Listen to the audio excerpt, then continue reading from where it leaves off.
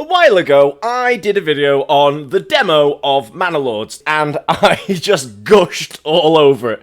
It was a combination of Banished, a game where you build a town and watch it burn down, and Medieval Total War, a game where you send men off to do fighting. And here is the new game screen. You choose your portrait. We are currently playing as Malfoy. He's called Veet. It's a little woman's razor. And here is the important bit. The coat of arms. You can invest so much time into designing. I can't say my words. Does that look... If I make that white, can you... Yep, you can even put sperm on your shields. So if you want a coat of arms that has man fluid picture on it, this is the game for you. And here is the game map setup screen. It's already chosen the map I prefer, which is High Peaks, which is probably the easiest map in the game. And then you've got your end goals, your dominations, your conquests, what you want to do. Do you want to sandbox it or do you want to have an end goal? Then you've got AF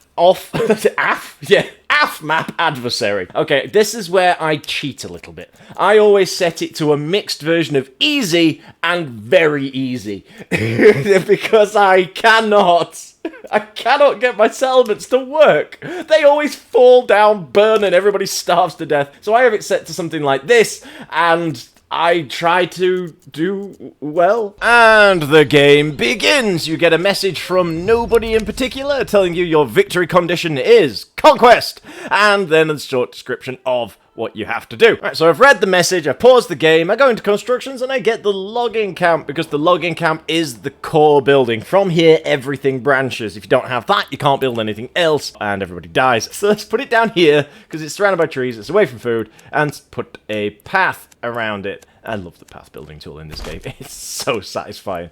I don't think you can delete paths, which is a little bit annoying. But anyway. The next thing I need to build is the granary, because I need a safe place to store my food, or it rots, things eat it, and bad things happen to the people who rely on that food. And the storage. The storage is where you put all the other stuff that isn't food. Then I build a well, and you got to place them on these blue things because that's where the water is. Oh, we just got a message from the Baron off map. I can choose to write back to him, but I probably won't. Why would I want to reply to him? He looks like somebody's eaten David Harbour. You know, Hopper from Stranger Things, or Santa Claus from Violent Night. You know what would be useful? If I actually told somebody to work in the logging camp. I was wondering why nothing was coming in. Next thing to do is build the market, the distribution center, the place where people go to actually purchase the things they need to live. And now for some food production, the fishy person. And I'll also put down a hunting tent because they are free. They'll produce food and therefore people won't starve to death. Marvelous! Now to build some houses, I build them like this. Well, maybe not that many. I usually build 4 main houses, 3 main houses, I can't count. They've moved all of the resources here to build the houses, and then they've just sort of wandered off and took a siesta, and they haven't come back. Right, okay, so the houses are built, I've got one spare, but nobody wants to move into it because apparently I'm still suffering from homelessness. So I'm guessing that I need to build more houses so people realise there are places to live? Yeah, it's bugged out. It still thinks I've got homelessness, even though I've got 4 free houses and nobody is in fact homeless. So before things start to really go wrong, I'm going to start a new settlement and I'll see you there.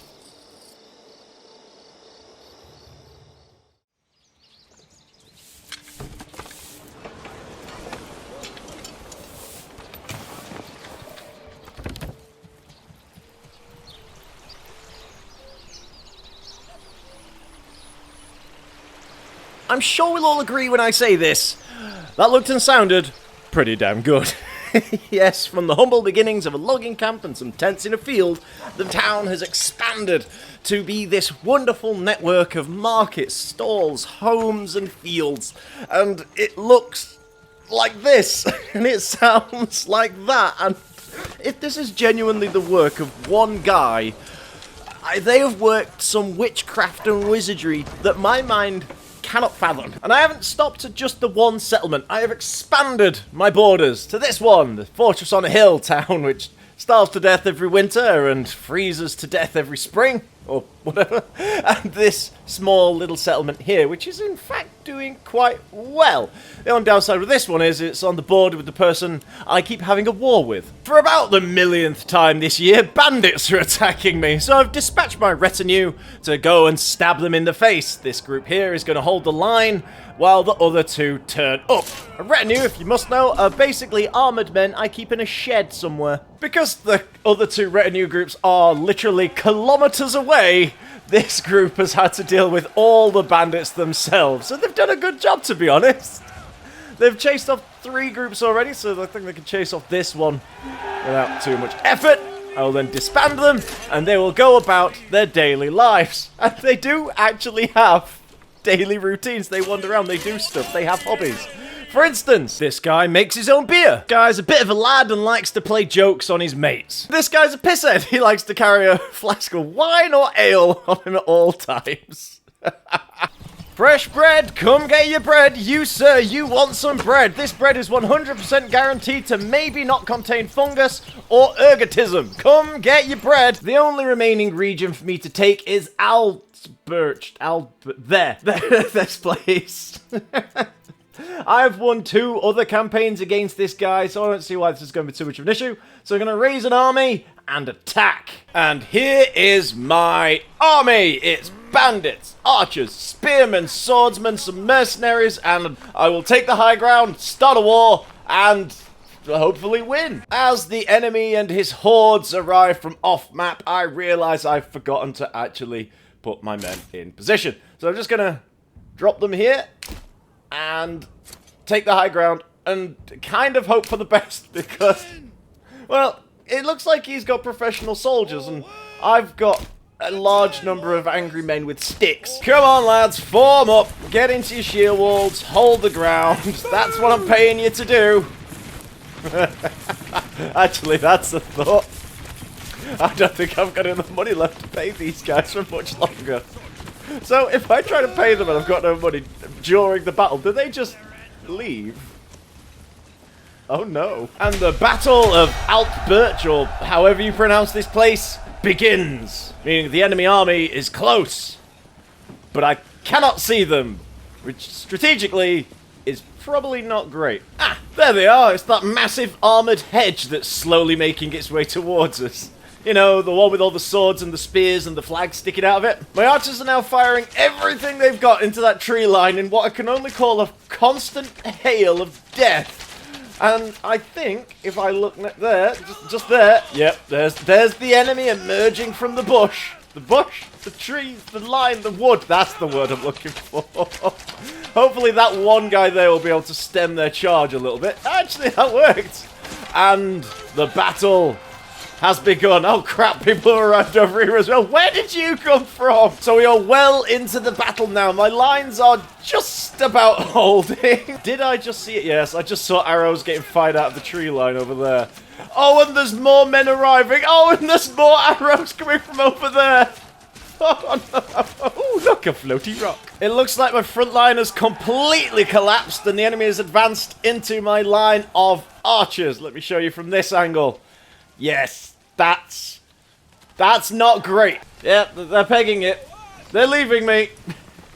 I think I've lost. Now, I'm no expert, but I'm going to say that ain't great. People are a little bit peckish. Oh, now you tell me. Wait, when did I start paying that? It appears my sheep have escaped, have taken residence in my fields, and multiplied exponentially. I don't know when this happens, but the fact that that can happen amuses me. Oh, great. Raiders are attacking me. And here are said pillaging bandits, having a wonderful time, it would seem. Ah, the militia has finally arrived. You go get them, lads. The bandits have gone, but everything is now ever so slightly on fire. But it does look amazing from a distance, so I guess that makes it okay. They killed one of my sheep. I need to kill all the bandits in the world. So, sit rep, everything's burnt to the ground, and everyone's dead. Yay! After that calamity, I thought, nah, sod it, I'm not going to rebuild it. Completely whipped out, and I've loaded up a previous save. And what I'm going to do now is build a castle. I'm not entirely sure what the defensive benefits of them are. I don't think I've ever seen them been used. All I know is they look awesome, so I'm going to build one. Let me just shove tower here, here, here, here, and here. Commit to that, and now I'm off to build an uber army. And then I will finally have victory, and I will win. And I think I'll build this army using a series of short crossfades.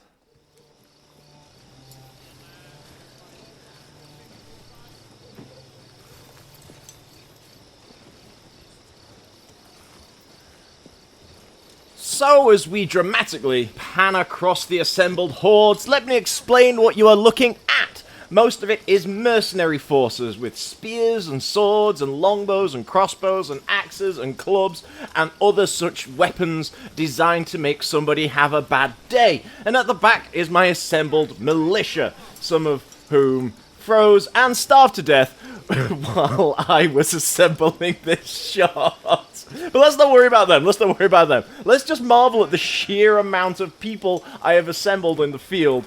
And the sky just went blood red, which can only mean good things, I'm sure. For this battle, I thought I'd do things differently. I've placed men in lines in the open field, and these archers in ambush positions off to the flanks. It just kind of look like they know that they're there already, but still, they're there. And I've also got in ambush these brigands, who the enemy also seems to know that they're there.